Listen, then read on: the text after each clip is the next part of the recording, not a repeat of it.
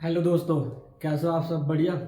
हमने अपनी पंचवर्षीय योजनाएं चला रखी थी, जिसमें हमने अपनी 7 पंचवर्षीय योजना पढ़ ली थी। आज पढ़ते हैं 8वीं पंचवर्षीय योजना। पंचवर्षीय योजना तो 8वीं पंचवर्षीय योजना क्या थी हमारी? 8वीं पंचवर्षीय योजना क्या थी और कब आई थी? यह योजना कब आती है? ये योजना आती है 1952 से 1957 तक। मतलब ये योजना कब आई थी? 1952 से 1957 तक। अभी जो पीछे हमने कल बताया था आपको, 1990 से 1992 तक, इन 2 सालों में क्या हुआ था? योजना नीति अपनाई गई थी, छोटे छोटे प्लान निर्धारित किए गए थे, छोटे छोटे प्लान निर्धारित किए गए थे, क्योंकि 1991 से 1992 तक क्या होता है? 1991 के आर्थिक आर्थिक सुधार आते हैं, जो मैंने आपको कल समझा था कि आर्थिक सुधार क्यों आते, क्या रीजन था। तो 2 साल के लिए इसमें क्या था? पंचवर्षीय योजना को छुट्टी में भेज दिया गया था। ठीक है, कल मैंने आपको बता दिया था कि 1990 से 1992 जो हमारे आर्थिक सुधार थे, क्यों आए थे, क्या रीजन था। ठीक है, तो आज हम पढ़ते हैं कि 1992 से 1997 जो हमारी 8वीं पंचवर्षीय योजना थी, इस योजना का मुख्य उद्देश्य क्या था? इस योजना का मुख्य उद्देश्य था आर्थिक उदारीकरण। आर्थिक उदारीकरण आर्थिक उदारीकरण कैसे कर सकते हैं? हम नॉर्मल बोलते हैं कि आर्थिक उदारीकरण क्या है, कैसे कर सकते हैं। मतलब एक तरह से उदारीकरण है क्या? उदारीकरण का मतलब होता है इस योजना में था कि आर्थिक उदारीकरण। उदारीकरण का मतलब क्या होता है? उदारीकरण इसका मतलब होता है कि आपने देखा होगा समाजवादी अर्थव्यवस्था में क्या था। समाजवादी अर्थव्यवस्था में क्या होता है? जितने भी उद्योग थे, वो छोटे बड़े जितने भी सेक्टर थे, सब पर किसका नियंत्रण था? सरकार का नियंत्रण था। तो इसने ना बोला था योजना जो ना पूर्ण रूप से आर्थिक उदारीकरण करते हैं। आर्थिक उदारीकरण मतलब, उदारीकरण का मतलब होता है जो लाइसेंस प्रणाली थी ना, एक तरीके से जो सरकार की लाइसेंस प्रणाली थी, इसमें क्या दी जाए? छूट दे दी जाए। छूट दे दी जाए। सरकार ने लाइसेंस प्रणाली बना रखी है कि इसमें थोड़ी छूट दे दी जाए। जो भी उद्योगों के सेक्टर है, उद्योग है, इंडस्ट्री, एक तरह से उद्योग, जो भी सरकारी उद्योग है, सरकारी सरकारी उद्योग है जो, तो इनमें क्या किया जाए? प्राइवेट सेक्टर को ला जाए। प्राइवेट सेक्टर को कहा जाए कि आप भी इनमें आके इन्वेस्ट कीजिए, और इनमें आके इन्वेस्ट कीजिए, इनमें आके कीजिए इन्वेस्टमेंट बोल सकते हैं। ठीक है, तो इसमें क्या आता है? उदारीकरण का मतलब है कि हम जो भी उद्योग क्षेत्र में एक तरह से प्राइवेट सेक्टर का आने क्या कहलाता है? उदारीकरण कहलाता है। उदारीकरण करा सकता है। मतलब कह सकते हैं इसमें क्या होता है, जो सरकार ने बड़े बड़े लाइसेंस, एक तरह से बड़े बड़े सेक्टरों पर क्या होता है, लाइसेंस बना रखे कि आपको अगर इसमें यहाँ से कुछ भी करना है, कुछ भी इंडस्ट्री खड़ी करनी है, आपको अगर इसके बारे में मतलब कि कोई प्लांट खड़ा करना है, तो आपको उसके लिए पहले क्या लेना पड़ेगा? लाइसेंस लेना पड़ेगा। ठीक है, तो इन चीज़ों में क्या कहता है? सरकार ने इन पे छूट दे दी गई थी, छूट दे दी गई थी। तो फिर इसके बाद क्या होता है? आर्थिक उदाहरण के साथ साथ क्या होता है? वैश्वीकरण होता है और निजीकरण भी होता है। वैश्वीकरण क्या होता है? वैश्वीकरण वैश्वीकरण इस इस योजना के अंतर्गत क्या कहा था? हमारी जो भारत की एक तरह से अर्थव्यवस्था का वैश्वीकरण भी क्या कहा था? मतलब कि जो भारत की आर्थिक स्थिति, एक तरह से भारत की अर्थव्यवस्था थी, भारत की जो थी क्या थी? अर्थव्यवस्था। भारत की अर्थव्यवस्था क्या कहा था? विदेशों की अर्थव्यवस्था से जोड़ा गया था, विदेशों की अर्थव्यवस्था से जोड़ दिया था। विदेशों की अर्थव्यवस्था से कैसे जोड़ दिया था? मतलब इसमें क्या था? वैश्वीकरण का अर्थ होता है, यदि हम भारत में कोई भी प्रोडक्ट बनना है, ठीक है, और उसका प्रोडक्ट का हम आयात करते हैं विदेश, निर्यात करते हैं विदेशों से। मतलब कि भारत में बनने वाली वस्तु का आयात निर्यात हो रहा था। एक तरीके से हम कह सकते हैं कि भारत में कोई प्रोडक्ट बना, उसे विदेश में भेज दिया गया, मतलब कि इसका निर्यात करें हम। ठीक है, तो इसमें क्या था? भारत की अर्थव्यवस्था को क्या कहता है? विदेश की अर्थव्यवस्था से जोड़ा गया था, आर्थिक रूप से जोड़ा गया था, क्योंकि आयात भी हो रहा था और निर्यात भी हो रहा था। जब ये बताओ भारत में आयात भी हो रहा था, निर्यात भी हो रहा था, इसका मतलब क्या है कि भारत से कोई भी उत्पाद बनकर विदेश में जा रहा है, विदेश का सामान भारत में आ रहा है। तो वैश्वीकरण का मतलब हम कह सकते हैं कि आयात और निर्यात ही वैश्वीकरण कहला सकता है भारत की अर्थव्यवस्था का अकॉर्डिंग। ठीक है, आयात निर्यात क्या कहलाता है? वैश्वीकरण कहलाता है, ये इसकी परिभाषा है। ठीक है, उसके बाद क्या है? इसमें हो जाता है उदारीकरण है, वैश्वीकरण होता है निजीकरण। निजीकरण का मतलब क्या होता है? निजीकरण अब देखते हैं निजीकरण का मतलब क्या होता है।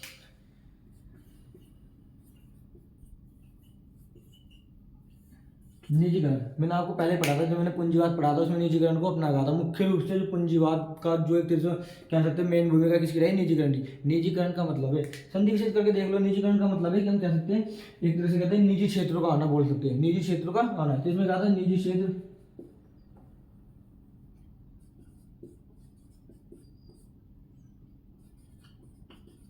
जो निजी क्षेत्र होते हैं हमारे, इसमें क्या कहा था? ये निजी क्षेत्र को क्या कहा था? निजी क्षेत्र को मतलब एक तरह से गवर्नमेंट ने क्या बोला था? सरकार ने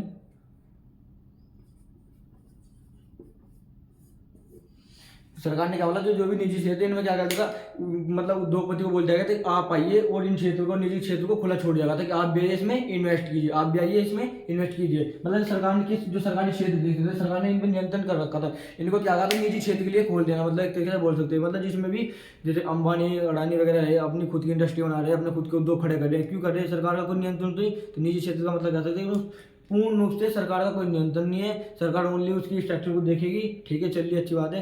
पूर्ण नियंत्रण कौन करेगी, कंपनी अपना खुद करेगी, कंपनी अपना खुद उस पर नियंत्रण करेगी, ठीक है। निजीकरण का मतलब होता है कंपनी का, कोई भी प्राइवेट सेक्टर का अपना खुद का नियंत्रण एक तरीके से उसमें बोल सकते हैं, ठीक है, निजीकरण। तो अब इसका अगली जो हमारी पंचवर्षीय योजना आती है, कौन सी आती है, 9वीं पंचवर्षीय योजना आती है, 9वीं पंचवर्षीय योजना आती है। 9वीं पंचवर्षीय योजना कब आई थी, क्यों आई थी, क्या थी। ये पंचवर्षीय योजना आती है 1997 से 2002 तक चलती है, 1997 से 2002 तक चलती है। इस पंचवर्षीय योजना का मुख्य उद्देश्य क्या था, इस पंचवर्षीय योजना का मुख्य उद्देश्य था जन भागीदारी से विकास, जन भागीदारी से विकास और सामाजिक न्याय और गरीबी हटाना, सामाजिक न्याय और गरीबी हटाना, मानव संसाधन का विकास, मानव संसाधन का विकास। तो इस योजना के अंतर्गत क्या होता है, जैसे कुछ योजनाएं बना दी जाती है, जैसे इस योजना के अंतर्गत था 1999 में प्रधानमंत्री ग्रामीण योजना बना दी, सॉरी प्रधानमंत्री सड़क योजना बना दी, प्रधानमंत्री सड़क योजना, प्रधानमंत्री सड़क योजना का निर्माण करता है इस योजना के अंतर्गत। क्योंकि अगर सड़क योजना क्या थी, जैसे कि हम कह सकते हैं कि अब ये बताओ, भारत में अगर आर्थिक रूप से विकास करना है, संसाधनों को चलाना है, इधर से उधर कोई भी माल पहुंचाना, तो सड़क तो होनी चाहिए। जब हमारा सड़क का इंफ्रास्ट्रक्चर ही सही नहीं रहेगा तो कैसे योजना एक तरह से काम आ जाएगी, कैसे इस योजना के अंतर्गत हम फिर आर्थिक रूप से विकास कर सकते हैं। तो इसमें कहा था सामाजिक न्याय और गरीबी हटाना। गरीबी कैसे हटा सकते हैं, हम छोटी छोटी स्कीम ला सकते हैं, गरीबों के लिए कोई भी नई स्कीम ला सकते हैं, ठीक है, इन्हें रोजगार दे सकते हैं, इनको क्या दे सकते हैं, रोजगार दे सकते हैं, ठीक है। मानव संसाधन का विकास हुआ, मानव संसाधन का क्या हुआ, विकास हुआ, क्योंकि ये योजना थी प्रधानमंत्री सड़क योजना थी, जिसमें मानव संसाधन का भी विकास हुआ। अगली पंचवर्षीय योजना आती है, जो 10वीं पंचवर्षीय योजना कब आती है, ये आती है 2002 से 2007 तक, 2002 से 2007 तक। इसका मुख्य उद्देश्य क्या था, विकास को तीव्र गति पहुंचाना, विकास की तीव्र गति पहुंचाना, ठीक है, और शिक्षा स्वास्थ्य बुनियादी ढांचे पर जोर देना, शिक्षा स्वास्थ्य और बुनियादी ढांचे पर जोर देना। जीडीपी 8% तक ले जाना, मतलब कि मतलब ग्रोथ दे रहे थे, भारत की जो सकल घरेलू उत्पादन उसने 8% तक तो बढ़ाना था, 8% बढ़ाना था प्रत्येक वर्ष, ठीक है। तो सकल घरेलू उत्पाद क्या होता है, जीडीपी, जीडीपी, तो जीडीपी क्या था, इसमें 8% तक बढ़ाना था, इसको क्या था, प्रत्येक वर्ष 8% बढ़ाना था। मतलब कि इस योजना को दृष्टि रखी प्रत्येक वर्ष हम क्या करेंगे, अपनी सकल घरेलू उत्पाद को 8% तक बढ़ा लेंगे, ठीक है, 8% तक बढ़ा लेंगे, ठीक है। उसका फिर इसमें क्या बताया, शिक्षा स्वास्थ्य पर जोर दिया, बुनियादी ढांचे पर जोर देगा। मतलब इस योजना के अंतर्गत क्या होता है, कुछ योजनाएं बना दी जाती है, जैसे कि मनरेगा योजना आई थी, ठीक है, ये बोलते थे राष्ट्रीय ग्रामीण और स्वास्थ्य जैसी योजना का इसके अंतर्गत क्या निर्माण किया गया। तो इसमें क्या करता है, शिक्षा स्वास्थ्य में कैसे किया था, योजना बना दी, राष्ट्रीय मनरेगा, राष्ट्रीय ग्रामीण स्वास्थ्य आदि इस प्रकार की योजनाएं का निर्माण किया गया। मतलब इन्हें संचालित रूप से मतलब नई नई स्कीम लगाई गई इस योजना के अंतर्गत, जिससे शिक्षा स्वास्थ्य और भारत के जो बुनियादी ढांचे पर जोर दिया जा सके, ठीक है। तो अगली पंचवर्षीय योजना आती है 11वीं पंचवर्षीय योजना, 11वीं पंचवर्षीय योजना। 11वीं पंचवर्षीय योजना कब से कब तक रहती है, 2007 से 2012, 2007 से 2012। इस योजना का मुख्य उद्देश्य क्या था, समावेशी विकास, ग्रामीण विकास और रोजगार, सामाजिक क्षेत्र और निवेश। मतलब कि सामाजिक विकास पर योजना ने जोर दिया, सामाजिक विकास पर जोर दिया और ग्रामीण विकास और रोजगार दिया। ग्रामीण क्षेत्र में क्या था, ग्रामीण क्षेत्र में विकास किया, ठीक है, और रोजगार दिया वहाँ के लोगों को, ठीक है। सामाजिक क्षेत्र में निवेश किया, सामाजिक क्षेत्र में क्या किया, निवेश किया। इस 11वीं पंचवर्षीय योजना के अंतर्गत क्या होता है, अमेरिका की बैंक डूब जाती है, अमेरिका की क्या होती है, अमेरिका की एक बैंक डूब जाती है। जो अमेरिका की जो बैंक होती है, इस बैंक का जो प्रभाव पड़ता है भारत की आर्थिक स्थिति में पड़ता है, मतलब सभी देशों में पड़ता है, क्योंकि ये जो भारत अमेरिका की बहुत पावरफुल बैंक बोल सकते हैं, बहुत बड़ी बैंक थी जो एक तरह से डूब जाती है। तो भारत में क्या होता है, मंदी आ जाती है, भारत में क्या होता है, मंदी, भारत में क्या होता है, मंदी आ जाती है। तो सभी देशों ने क्या सोचा, इस मंदी से निकलने के लिए कुछ ना कुछ तो योजना बनाई जानी चाहिए, मतलब कुछ ना कुछ सोल्यूशन आना चाहिए। तो जो ये बैंक डूबती है, ये डूबने के कारण जो सभी देशों में मंदी आती है, तो इससे निकलने के लिए क्या जाता है, एक मॉडल अपनाता है जिसे बोलते हैं केनेशियन मॉडल। उस मॉडल के अंतर्गत क्या होता है, उस मॉडल के अंतर्गत पता है क्या था, इन्होंने बोला था कि जो आपने इंफ्रास्ट्रक्चर पर काम करो,